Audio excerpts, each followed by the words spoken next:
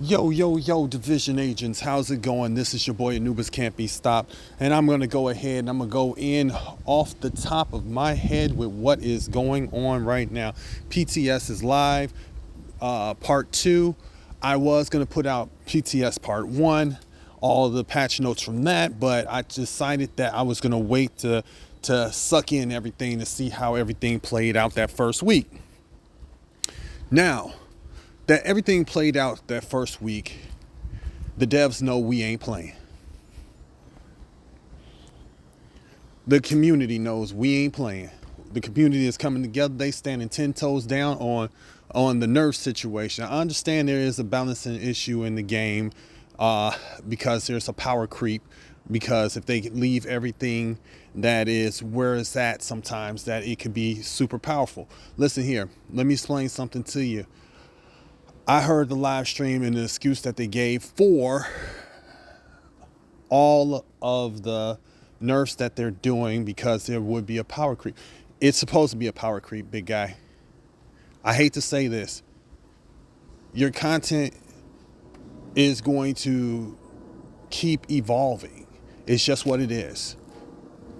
Nerfs are bad in all aspects because if you nerf something that the majority of the community you're going to get some backlash. I hate to tell you that. But if you're nerfing it in a way where it's not a detriment to how they play already, that's fine.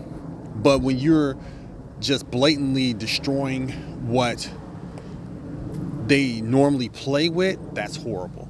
We don't do that. That's bogus. Let's not do that. Let's keep things sensible, at least. Let's go in on something. I just wanted to shed some light on something. Ubisoft stock has been down for the last 5 years. It's taken a big hit. Let's be honest. In the last 5 years, everything took a hit because of the economy, the beer virus, and all that other stuff. It's been a whirlwind of stuff especially for the gaming community. Okay, Grand Theft Auto 6 is just now getting ready to have a release date and everything of that nature. So, and then the Division 3 has been announced, and they released Star Wars. They released what's the other one? X Defiant, and they are still working on Assassin's Creed Shadows. Now, what I will say is this to Ubisoft. Ubisoft, you made a mistake when you took on those huge projects and neglected one of the biggest projects that you have that is still going and still has a player base to this day. And that is the Division franchise. I believe this, and you can quote me on this. Anybody that feels the same, huzzah. Anybody that doesn't like it, hey, it's my opinion. I feel like you should turn back on the events for Division 1. Let people go get that recap from Division 1, play through or anything like that.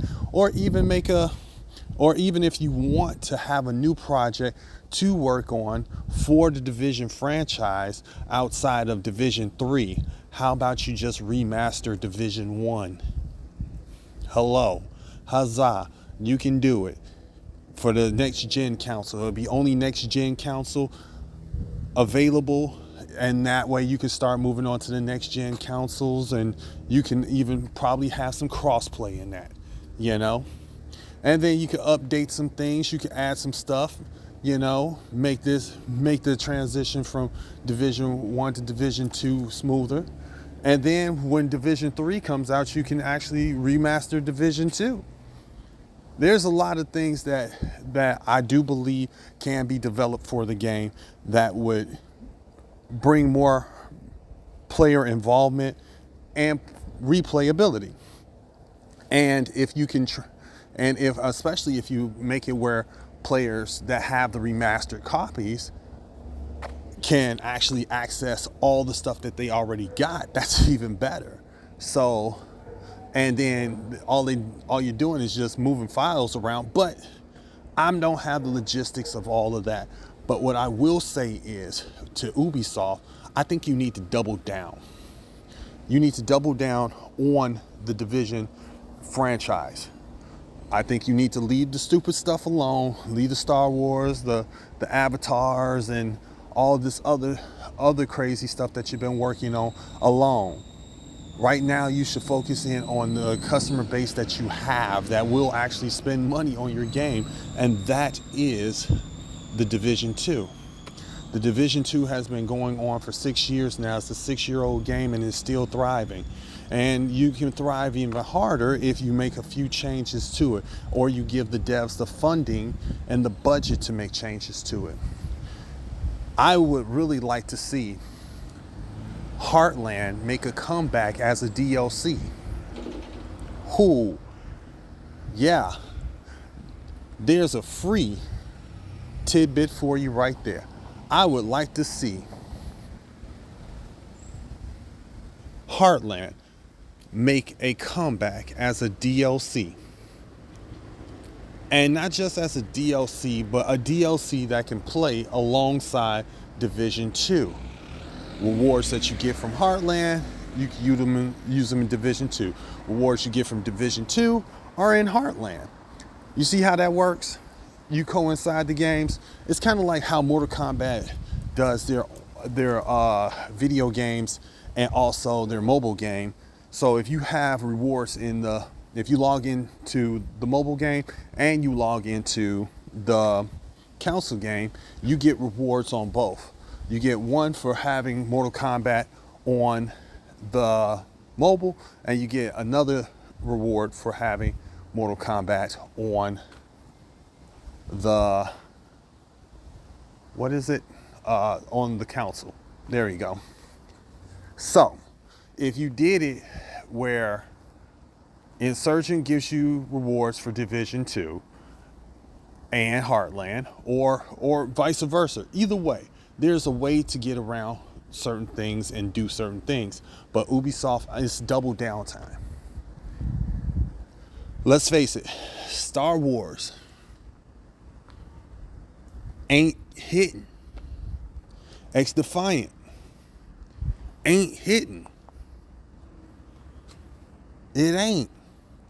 And then with the controversy for the Assassin's Creed Shadows, push it back, rework the story. No one's going to buy that if the story stays the same and you all are trying to implement ideals and terminologies and things of that nature. This is not what gaming is for. Gaming is for gaming. Gaming is not for politics. Gaming is for gaming. Let's leave the games with the games. Let's leave the politics with the politics. There's all kinds of crazy stuff going on in the world. We get that. Got you. Okay, huzzah. Whatever. But the gaming community wants the game on your game.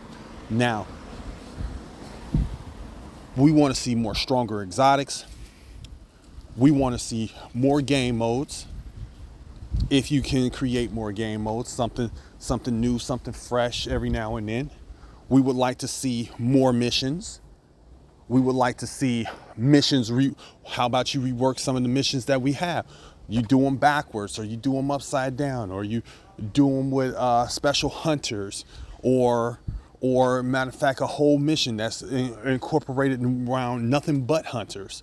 And for every hunter you kill, you get so much XP, so much caches, some reconstructed caches, blueprints, something, because a lot of people don't have the older blueprints from the previous seasons. So if they don't have those blueprints for those items that in their inventory, bring back something where they can get blueprints from them.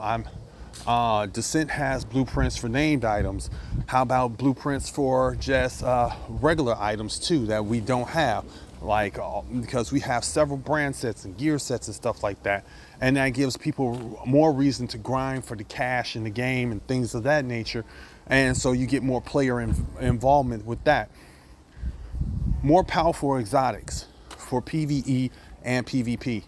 Now, we know PvP is normalized. Huzzah. So anything that's super powerful in PvE shouldn't be super powerful in PvP, except I believe the skill tier system is right.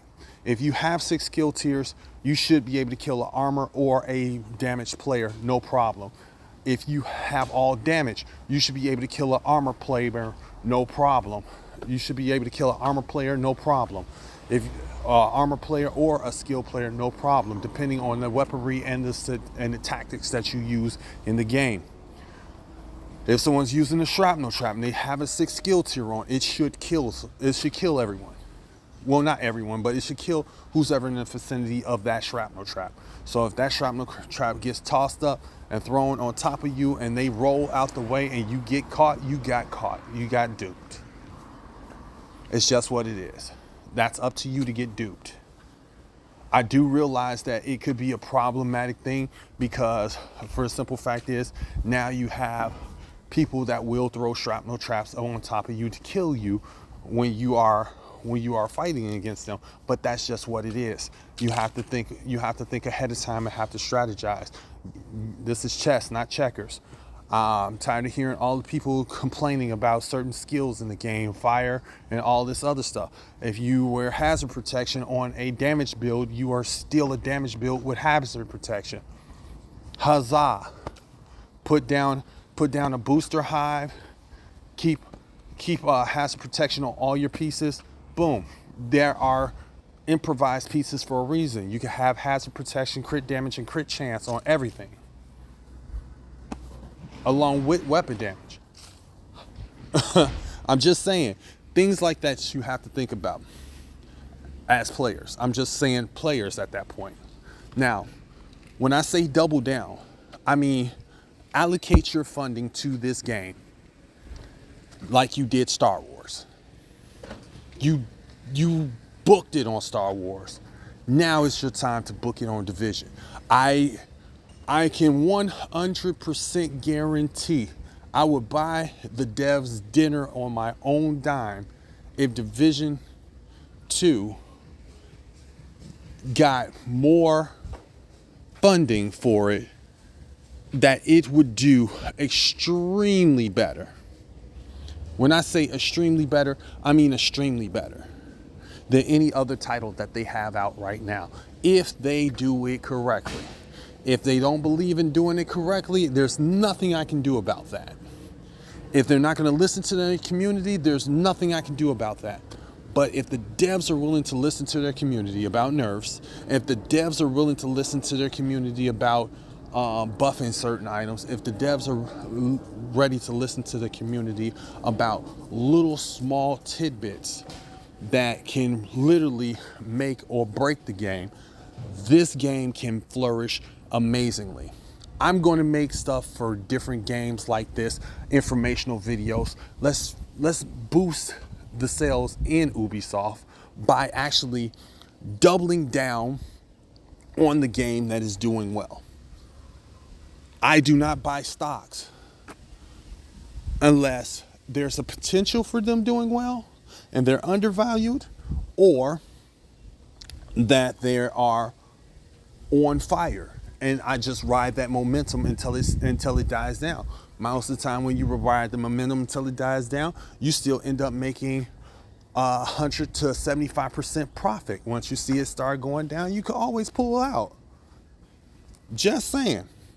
If you don't feel Division is doing well after you've put more stuff into the Division, I can guarantee you, I can give you 2 things right now that will make Division 2 stand out right away. Make the raids a single player eligible.